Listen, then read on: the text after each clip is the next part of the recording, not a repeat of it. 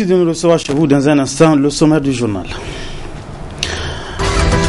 Mise au point cet après-midi du gouvernement suite à la sortie médiatique du chef de file de l'opposition. Et des précisions dans un instant.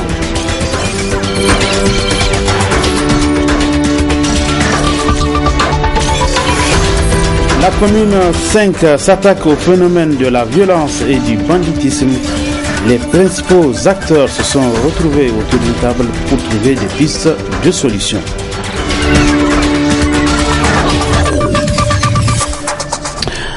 Mesdames et bonsoir et bienvenue à cette édition d'information. 3 membres du gouvernement étaient cet après-midi face à la presse nationale et internationale.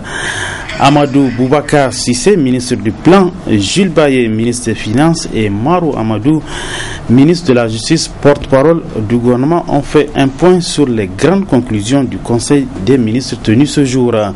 Ils ont notamment évoqué les communications faites à ce Conseil par le ministre du Plan et celui de l'économie du Plan et leur récente participation aux assemblées générales de la Banque mondiale et aux assemblées générales du FMI. Nous allons y revenir dans nos éditions de demain, mais il faut noter que le ministre porte-parole du gouvernement a mis à profit l'occasion pour répondre à quelques sujets soulevés par le chef de file de l'opposition dans sa dernière sortie médiatique. Je propose de suivre le ministre Marou Amadou. L'opposition a porté plainte par rapport à cet avion devant les tribunaux. Naturellement, le ministère public a classé sans suite. S'ils veulent, là encore, ils ont des procédures, ils peuvent saisir le doyen des juges d'instruction. Et comme le ministre des Finances l'a dit, tous les débats parlementaires, tout ce qui ont dit quoi, évidemment, la justice leur donnera une suite. On a également parlé d'une levée d'immunité parlementaire du président Maman Ousmane. C'est le même exercice. Ce sont ses adversaires à lui qui ont porté plainte. Le devoir de la justice, c'est de ne pas faire du déni. L'affaire instruite, on a dit que son immunité a été levée. C'est le chef de file de l'opposition qui l'a dit. Nous l'ignorons totalement. Nous ignorons que l'immunité de l'ancien président Maman Ousmane a été levée. Et ce n'est pas le ministère public qui saisit d'office d'une affaire pour poursuivre, parce que l'idée c'est de dire qu'on pourchasse l'opposition jusqu'à son dernier retranchement. On dit et on ose dire encore et encore que l'affaire des bébés est une affaire politique. Vous savez que c'est faux. Il y a des hommes politiques dedans. Vraiment, je ne sais pas combien de fois on va dire ça. Le chef de file de l'opposition, il a intérêt vraiment, n'est-ce pas, à sortir de chez lui, à partir préparer les élections de 2016, à préparer son programme qu'il va proposer aux Nigériens, au lieu d'inventer des sornettes pour intoxiquer l'opinion nationale et internationale. Voilà les précisions que je suis en train de faire. Quand on est un homme politique, tu mobilises tes troupes, tu prépares un programme, tu envoies des équipes à l'intérieur pour vérifier si ce que le gouvernement dit avoir fait dans telle région est faux et leur dire voilà, ils ne vous font rien. C'est ça. Et préparer la mobilisation parce qu'ils ont le temps, le gouvernement et le régime actuel n'ont pas le temps qu'ils ont pour préparer les élections de 2016. Et tu as entendu que ce gouvernement est tenu sur un programme qui doit exécuter jusqu'en 2016 et ils ont le temps de se rendre populaires en visitant chaque village, en sachant leurs problèmes et qui ne sont pas résolus par ce régime-là et proposer des alternatives. Et qu'en 2016, si Dieu dit que c'est sa chance, qu'il passe, mais vraiment venir mentir sur les gens, une fois encore, c'est pas bon pour notre pays, c'est pas bon, comme on le dit, pour son image d'homme modéré. On attend tout de lui sauf à transformer et des choses évidentes contre le gouvernement en instrumentalisant des contre-vérités grossières. Voilà, sur ce point de presse est celui animé par les ministres Boubacar Cissé, ministre du Plan, et Jules Baye, ministre des Finances. Nous y reviendrons plus en détail dans nos éditions d'information de demain.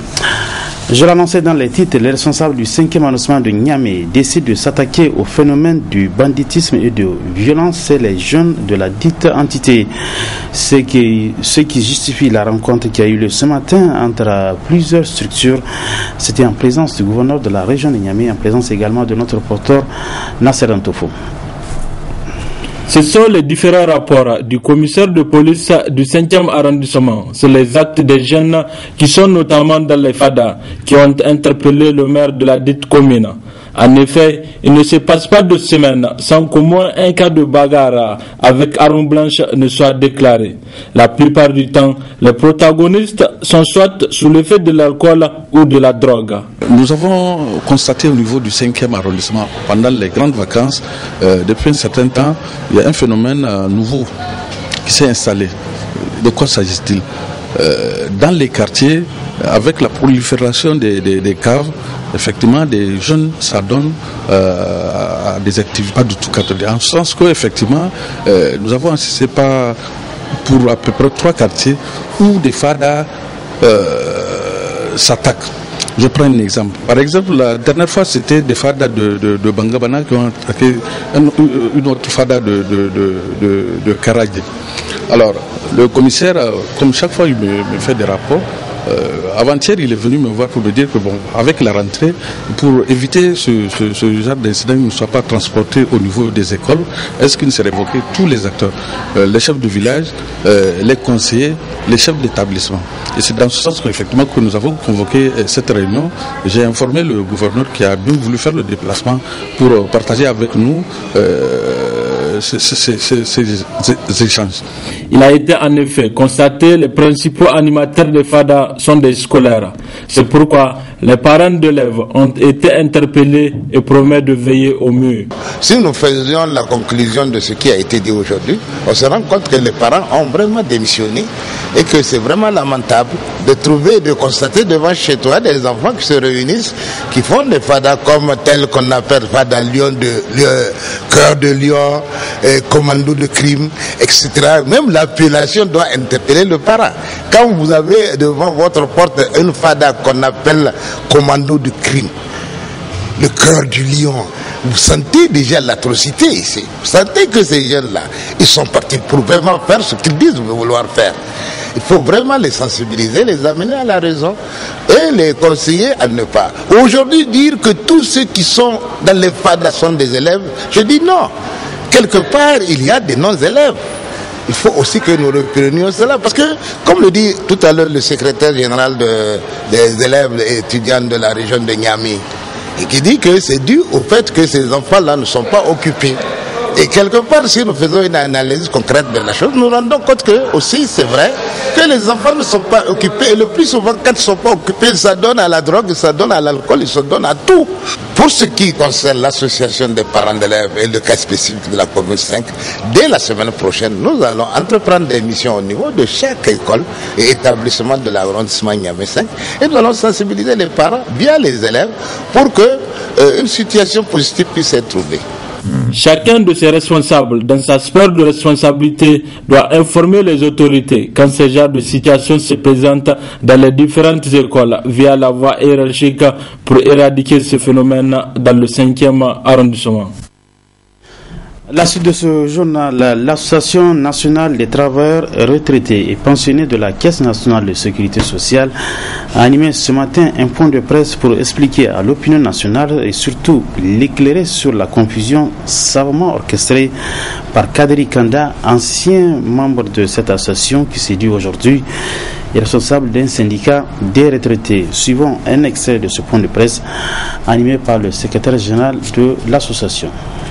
Pour le cas de déménagement de M. Kadri du siège dont il appelle le nom du directeur général des dames, ce n'était pas comme ça. Kadri a été obligé de quitter le siège à la suite d'une décision judiciaire. Il y a une décision judiciaire qui le fait sortir à la suite de la plainte de l'association. Donc le directeur général de la Caisse de sécurité sociale n'a aucun rapport avec ce fait. Son séjour à la prison civile pour quelques jours, c'est pour non-respect de cette même décision judiciaire. Ce n'est rien d'autre que ça. Le directeur général de la Caisse n'a aucun rapport avec ce fait. Depuis 1998, date de la reconnaissance de cette association, les retraités n'ont jamais enregistré un retard sur le paiement des pensions et rentes par la CNS du Niger. Jusqu'à cette date, il n'y a jamais eu de retard sur les paiements, à plus forte raison un arriéré. Et plus, cette année, il y a eu 2 augmentations des pensions, celle du décret de 2005 et celle du décret 2011, la toute dernière. Pour cela, nous remercions une fois encore le gouvernement de la 7e République au plus haut rang duquel son Excellence M. Mohamed Issoukou, régime dans lequel nous avions obtenu 10% d'augmentation des pensions, 16% des rentes pour les veuves et les orphelins. Nous profitons de cette occasion pour remercier une fois encore la direction générale de la Caisse de sécurité sociale, à travers elle, les directions régionales, les centres de paiement de la CNS, pour la qualité du travail pendant l'application du décret accordant la révalorisation aux retraités et aux veuves. Nous travaillons en bonne collaboration avec la CNS. Nous sommes impliqués dans toutes les prises de décision sur les sujets qui concernent les retraités et pensionnés, à savoir la commission recours gracieux, les commissions chargées d'étudier les dossiers des retraités qui nous ont été parvenus. Nous prions la CNSS d'accélérer l'informatisation des dossiers PSB, PVN et PSO pour encore mieux satisfaire les retraités. Après 3 jours d'intenses travaux, les 2e assises de la coopération décentralisée franco-nigérienne ont pris fin hier après-midi à l'auditorium Saniba Kodonyame. Cette rencontre a été sanctionnée par d'importantes conclusions, n'est-ce pas Michel Deji? C'est dans la satisfaction des échanges menés et l'engagement pour les 2 parties d'œuvrer pour l'enracinement de cette coopération qu'a pris fin cette rencontre qui a été sanctionnée par des recommandations. Les participants reconnaissent la pertinence de la coopération décentralisée nigéro-française et affirment leur volonté d'en pérenniser l'existence et de chercher à l'élargir à de nouveaux partenaires. Recommande que les projets répondent au plus près des besoins des populations, s'engage au renforcement des compétences des collectivités locales de part et d'autre et de tout mettre en œuvre pour favoriser la mobilisation des ressources financières diversifiées. Occasion pour le chef de la délégation française d'annoncer qu'il continuera à plaider pour un meilleur aboutissement des projets de développement présentés par les élus locaux nigériens. Je m'engage donc aujourd'hui, Monsieur le Ministre, comme président du groupe Pays Niger France et en partenariat avec les associations d'élus, en particulier l'Association des municipalités du Niger, l'Association des maires de France, l'Association Récotel, l'Association des départements de France, Monsieur le Président, à relancer au plus vite la réflexion pour la mise en œuvre d'un nouveau dispositif d'action concertée. Pour sa part, le ministre délégué à la décentralisation a annoncé que le gouvernement nigérien prendra toutes les dispositions nécessaires pour faire suivre d'effet les conclusions et recommandations issues de ces assises. Je m'en félicite vivement et peux affirmer sans risque de me tromper que ces 2e assises de la coopération décentralisée franco-nigérienne ont été une réussite éclatante et totale, aussi bien dans son organisation, la participation effective des acteurs et partenaires concernés que la pertinence de son thème. En guise de reconnaissance pour leur marque d'amitié, le ministre délégué à la décentralisation a offert des cadeaux de souvenirs aux maires et conseillers municipaux français auxquels il a souhaité un bon retour dans leurs foyers respectifs. Et puis ce public reportage dans ce journal, la marque Ilti, spécialisée dans la conception, la commercialisation de machines destinées au BTB, a son représentant exclusif au Niger. Il s'agit du groupe Benalia.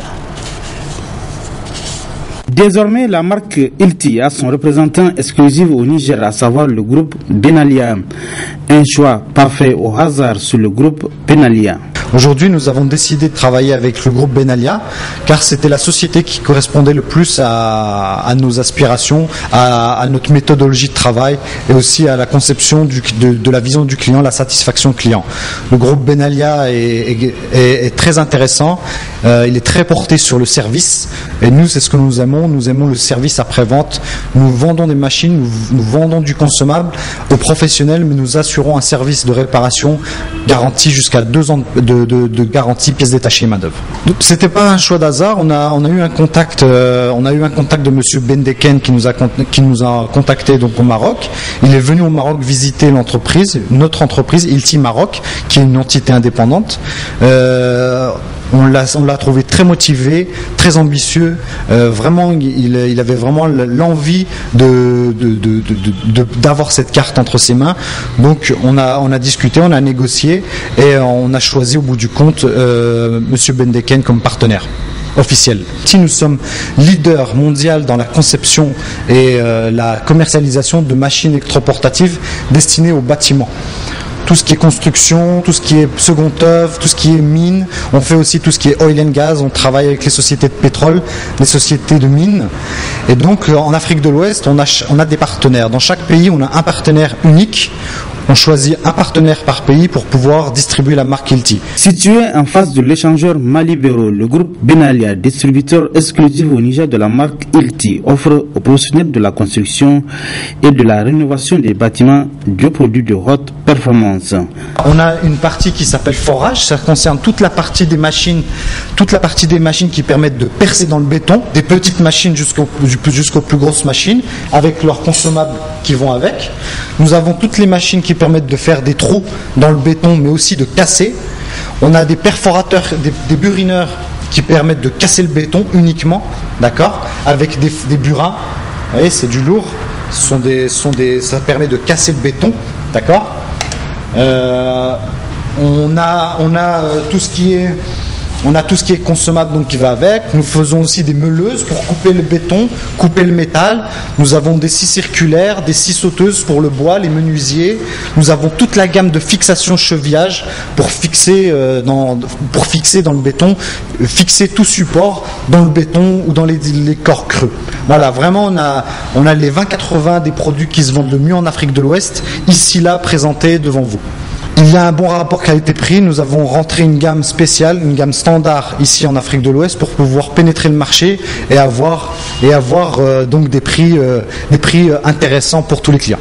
La distribution Ilti est exclusive au Niger au sein du groupe Benalia. Présente dans plusieurs pays, la marque Ilti est leader mondial dans la conception, la commercialisation des machines destinées aux bâtiments. Avec Ilti, nous allons contribuer au développement du pays, notamment pour aider les BTP, les électriciens, les plombiers, les gens qui sont dans le domaine technique, en leur offrant du matériel de qualité, 2 ans de garantie, service après-vente. Et par là, si ces gens ont du matériel de bonne qualité, ils assureront un service de bonne qualité et par là, l'économie avance. Avec Ilti, nous sommes proches de nos clients. Nous sommes à leur côté. Nous avons un centre de service après-vente. Nous avons des commerciaux de terrain qui vont aller voir, proposer des solutions complètes aux clients. Le groupe Benalia est donc la représentation au Niger de la marque Ilti. La performance et la viabilité, 2 exigences à Benalia et à Ilti. Notons qu'à l'occasion de l'inauguration du bâtiment, plusieurs personnalités ont honoré de leur présence. Elles ont toutes apprécié la qualité des produits de la marque Ilti. Et enfin de la culture dans ce journal, lancement cet après-midi de la 6e édition du mois de la parenté à Plaisanterie sous le thème transmission des vertus de la parenté à Plaisanterie aux jeunes générations. Toutes les régions de notre pays y sont représentées à ce grand événement. Durant un mois, cousines et cousins du Niger se lanceront des sobriquets dans la joie et le rire. C'est le ministère de la Culture, des Arts et des Loisirs qui a procédé au lancement de ce mois de cousinage à Plaisanterie. Nous l'écoutons. Pratique culturelle et sociale de premier plan. La parenté à Plaisanterie ou cousinage à Plaisanterie constitue un puissant instrument pour la promotion de la paix et la cohésion sociale. Faut-il le rappeler, le Niger a institué en 2007 la semaine de l'expression de la parenté à plaisanterie sur toute l'étendue du territoire. Dans le souci d'élargir les objectifs visés, il a été décidé de porter la durée de l'événement à 1 mois par décret numéro 2010-795 PCSRD MCN du 16 novembre 2010. Mesdames et messieurs, la parenté à plaisanterie tire ses origines dans la nuit des temps. Elle se manifeste partout au Niger et dans beaucoup de pays africains. À partir de la prochaine édition, la tenue de l'événement coïncidera avec le mois traditionnel, Al-Muharram, communément appelé Watanshara ou Basetere Hando, en vue de donner tout son sens à cette pratique ancestrale. Celle-ci s'avère de surcroît un mécanisme traditionnel efficace de règlement de conflits sociaux, de promotion du dialogue au sein des différents groupes ethno-linguistiques qui entretiennent entre eux des rapports séculaires. C'est fort de toutes ces valeurs que les autorités de la 7e République, au premier rang desquelles son Excellence M. Issoufou Mahamadou, Président de la République, chef de l'État, et son Excellence M. Brigitte Rapini, Premier ministre, chef du gouvernement, se sont résolument engagés pour la sauvegarde et la valorisation de notre patrimoine culturel. J'ai vu tous les Nigériens et en particulier les membres des groupes ethno-linguistiques qui sont incontestablement parents ou cousins à plaisanterie à accompagner notre élan pour la promotion de la fraternité, du dialogue social et de la solidarité à travers la pratique de ce bien immatériel. Sur cette note d'espoir, je déclare lancer les activités marquant l'édition 2014 du mois de la parenté à plaisanterie. Voilà, bon mois donc de la parenté à plaisanterie à l'ensemble des Nigériens, notamment à mes cousins Arawa et Kourfayawa. Ainsi prend fin cette édition d'information. Merci à vous de l'avoir suivi. Bon week-end à tous. Bonsoir.